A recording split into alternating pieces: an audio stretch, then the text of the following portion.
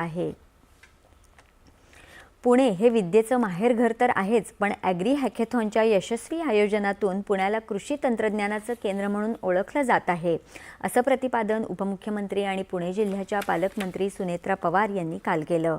पुण्याच्या कृषी महाविद्यालयात आयोजित दुसऱ्या ॲग्री हॅकेथॉनच्या उद्घाटन प्रसंगी त्या बोलत होत्या। यावर्षी विविध राज्यातल्या 1300 स्पर्धकांनी आपल्या नवकल्पना सादर केल्या, तर महाराष्ट्रातून 867 स्पर्धकांनी या हॅकेथॉनमध्ये भाग घेतला आहे।